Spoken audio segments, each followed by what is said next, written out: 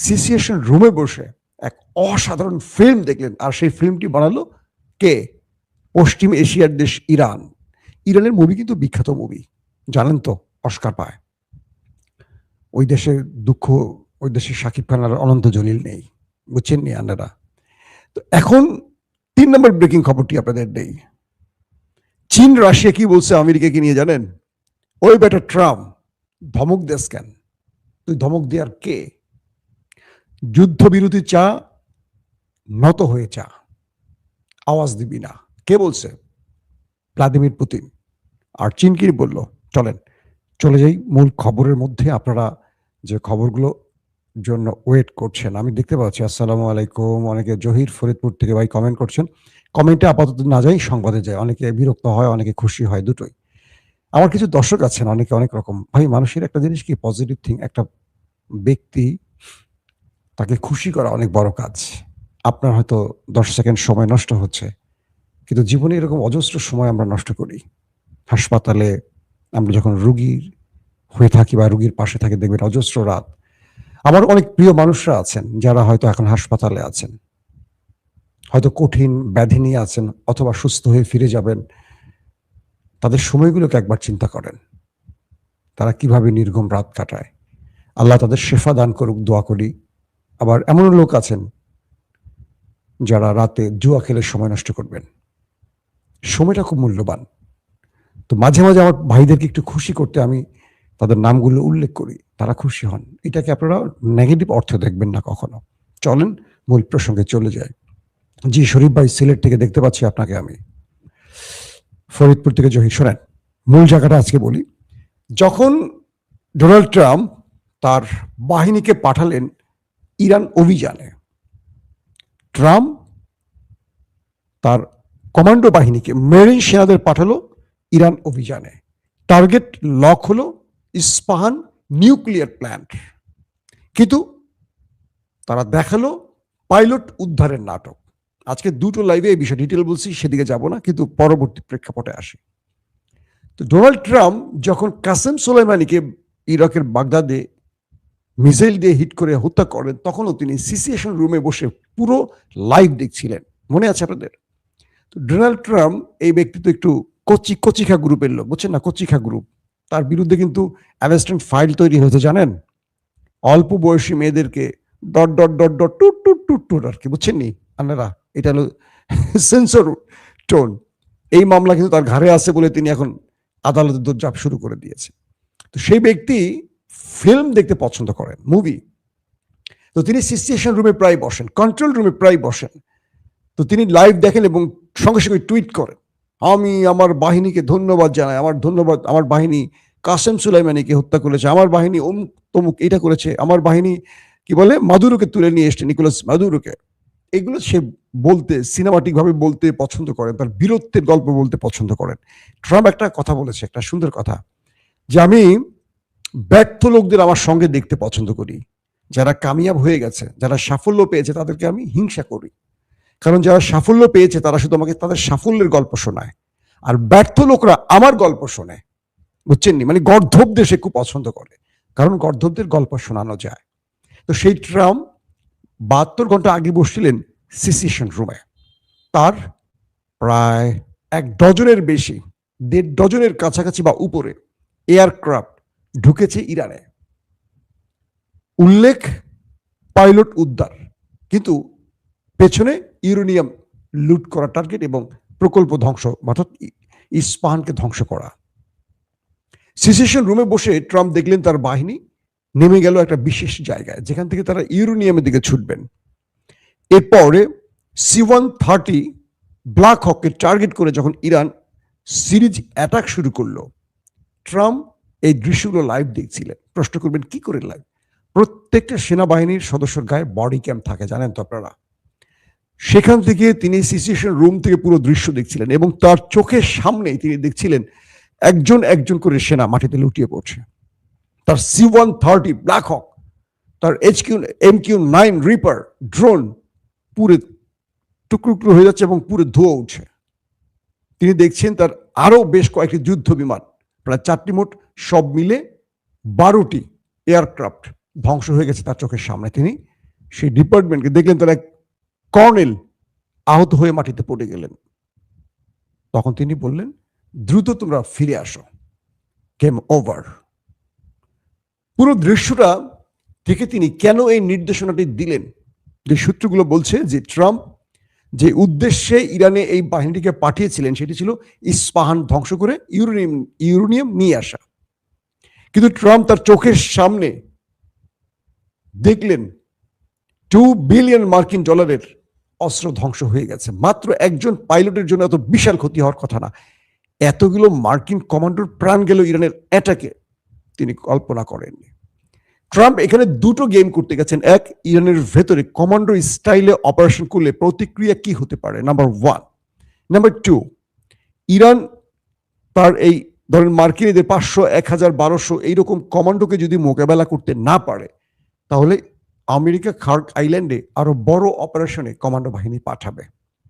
কিন্তু ইরান এই প্রতিক্রিয়া দেখানোর পর ট্রাম্প লাইভ সেই দৃশ্যগুলো দেখে বুঝতে পারলেন ইরানের ভেতরে অ্যাটাক করে বেরিয়ে আসা খুব টাফ হবে। দুটো কারণে। এক, ইরানকে স্যাটেলাইট তথ্যগুলো, রিয়েল টাইম স্যাটেলাইট যে তথ্যগুলো, এগুলো প্রতিনিয়ত রাশিয়া এবং চীন পৌঁছে দিচ্ছে। কখন মার্কিনীদের বিমান উঠছে ইরান জানে, ইরানকে বলে দেওয়া হয়। ইরান তখন থেকে তাদের প্রত্যেকটা টার্গেটকে লক্ষ্য করে মিসাইলকে লক করে, তাদেরকে অ্যাটাকের পরিকল্পনাকে সিলেক্ট করে। তো বলা হচ্ছে মিস্টার ট্রাম্প সিচুয়েশন রুমে বসে তার পুরো পরাজয়টি তিনি দেখেছেন, ইরানের হাতে তার বাহিনীর পরাজয়, মার খাওয়া দেখেছেন। তিনি মুখে বলছেন না, কিন্তু প্রচুর সেনা চলে গেছে, তাদের দেহ খুঁজে পাওয়া যাবে না। কারণ যে বিমানগুলোতে হিট করা হয়েছে, 12টি এয়ারক্রাফট, আকাশযানকে ধ্বংস করা হয়েছে, তার মধ্যে তারা ছিলেন, পুড়ে ছাই হয়ে গেছে।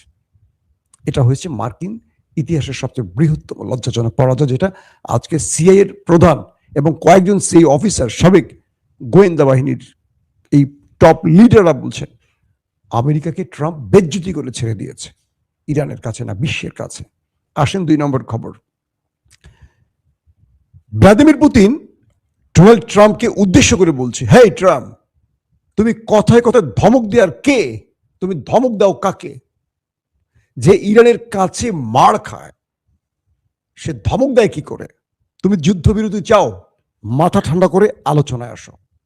তুমি আলটিমেটাম দেওয়ার কে? 24 ঘন্টা, 72 ঘন্টার আলটিমেটাম দেওয়ার তুমি কে? কে বলছে? ভ্লাদিমির পুতিন ডোনাল্ড ট্রাম্পকে। বুঝছেন নিয়ানেরা? এখন এই পরিস্থিতির মধ্যে ভ্লাদিমির পুতিন এখন মাঠে ওপেন নামছেন। তিনি বলছেন যদি যুদ্ধবিরতি চাও তোমাকে আলোচনায় বসতে হবে। তুমি ধমক দিবা, আলটিমেটাম দিয়ে তুমি যদি আলোচনা করো, সেই আলোচনা হবে না। আজকে প্রথম না, দ্বিতীয় লাইভে বলেছি, পাকিস্তানকে আমেরিকা ব্যবহার করছে ইরানের সাথে যুদ্ধবিরতির জন্য। পাকিস্তান সেনাপ্রধান ফিল্ড মার্শাল আসিফ মনির তিনি এসেছিলেন, মানে তিনি ইরানের সাথে সমঝোতার আলোচনা করেছেন। তিনি বলছেন যে আগে তুমি হরমুজটা খুলে দাও, তারপর আমেরিকা তোমার সাথে আলোচনা করবে এবং আমেরিকা যুদ্ধবিরতি ঘটাবে, হামলা বন্ধ করবে। ইরান বলছে যে না না, পাকিস্তান এটা হবে না। তুমি ট্রাম্পকে গিয়ে বলো আমি যে শর্ত দিচ্ছি সেই শর্ত তোমাকে আগে মানতে হবে। কি? তুমি হামলা বন্ধ করবে, শুধু নয় আমার সকল হক ফিরিয়ে দিবে যেগুলো আমাকে তুমি বিগত 40 বছর ধরে বঞ্চিত করেছো। 90 দশকের পর থেকে আমাকে বঞ্চিত করা হয়েছে। আমি হরমুজে টোল আদায় করব। হরমুজ এখন ইরানের নিয়ন্ত্রণে থাকবে। তুমি গালফ কান্ট্রি থেকে চলে যাবে, তুমি আরবের কোন রাষ্ট্রে থাকতে পারবে না। তুমি আমার নাকের ডগায় বসে আমাকে সুশ্রী দিবার আমি চুপ থাকবে, এটা হতে পারে না। তুমি ইরানের ভেতরে যে ক্ষয়ক্ষতি করেছো সকল ক্ষয়ক্ষতি পূরণ করবা। পাশাপাশি তুমি আমাদের যে ইউরেনিয়াম নিয়ে, ব্যালিস্টিক প্রোগ্রাম নিয়ে গুতাগুতি করতেছে, সেগুলো আর করতে পারবা না। এবং আমাকে গ্রান্টার রাষ্ট্রের মাধ্যমে জানাতে হবে তুমি আর হামলা করবা না, মন চাইলে এসে হামলা করবে, এটা পারবা না। আর ইরানের উপর থেকে যত রকম নিষেধাজ্ঞা আছে সব তুলে দিতে হবে, দেন যুদ্ধবিরতি। এছাড়া তুমি জাহান্নাম বানাও আর পাথরের যুগ বানাও, আমি মাঠে আছি। এই বক্তব্যের পর ট্রাম্পের মাথা গেছে খারাপ হয়ে। কারণ এই আলোচনা চলাকালীন সময়ে ট্রাম্প ইসরায়েলকে দিয়ে ইরানে ব্যাপক হিট করেছে। মনে করেছে ইসরায়েলের হিটের পর ইরান একটু ভয় পাবে। ইরান সঙ্গে সঙ্গে শুরু করছে আবার ওদের দেশে মারা, ধামার ধাম মারছে আজকে মনের মতো, সিরিজ আকারে মারছে।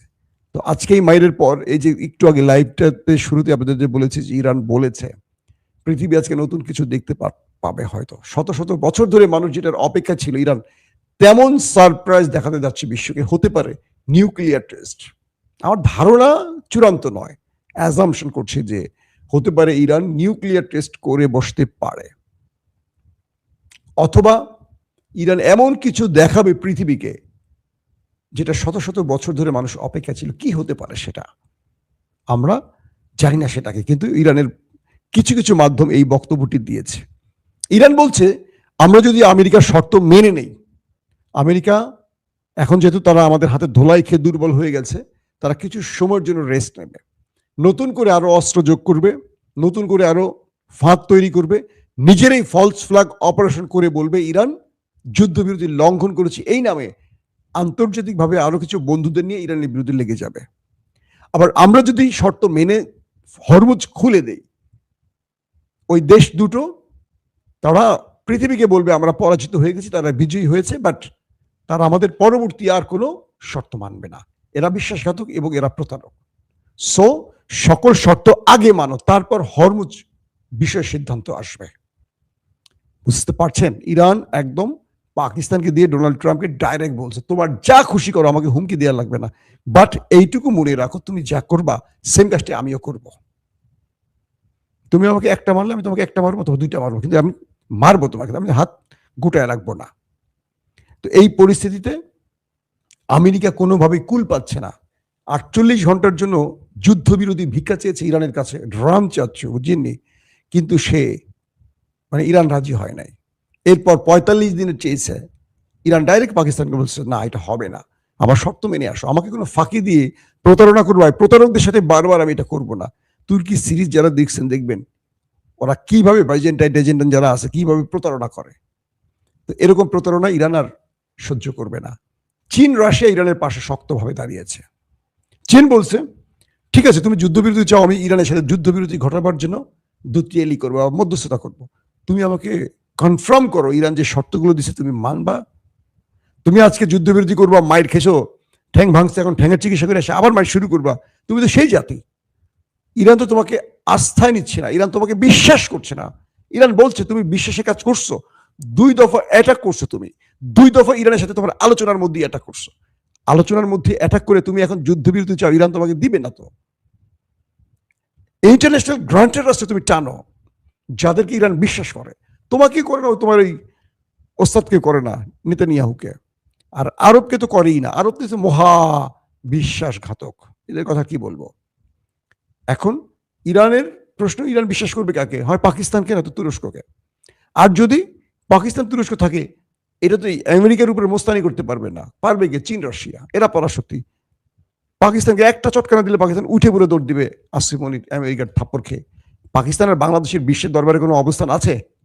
এরা আমেরিকার যদি ধরেন কথার কথা একটা আন্ডার সেক্রেটারি বাংলাদেশের প্রাইম মিনিস্টারকে বলে দেখবেন চেয়ার থেকে নিচে ঠপাস করে পড়ে গেছে, এদের বেল আছে, নিজের দেশে লজ্জার কথা না, এটা তো আমাদের দুর্বলতার কথা যে আমরা এখানে নিজেকে আটকে রাখছি, ওদের ইচ্ছার উপরে আমরা চলি, আমরা মানুষের ভোটে চলি না। তো সেই পরিস্থিতিতে ইরান কি চমক দেখাতে পারে এই বিষয়টি এখন চূড়ান্ত নয়, এবং আগামীকালকে সবচেয়ে বড় ম্যাচ খেলবে আমেরিকা ইসরায়েল, এটাও বলা যায়। ইরানও সর্বোচ্চ প্রস্তুত। আজ রাতে কি ঘটতে পারে দর্শক? অনেক কিছু ঘটতে পারে।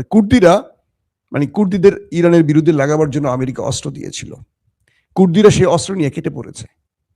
কুর্দিরা এখন ইরানের বিরুদ্ধে লড়াই করতে চায় না, আমেরিকার অস্ত্র পেয়ে বগলের নিচে নিয়ে দৌড়, উঠে পড়ে দৌড় মারছে, সে আলার অস্ত্র তো পাইছি। এবার ট্রাম্প বসে মাইন কাছি, ভাই হায় হায় রে, অস্ত্র গেল, কুর্দিও গেল, ইরানের বিরুদ্ধে কেউ লাগতে চায় না। ঘটনা কি বুঝতে পারছেন?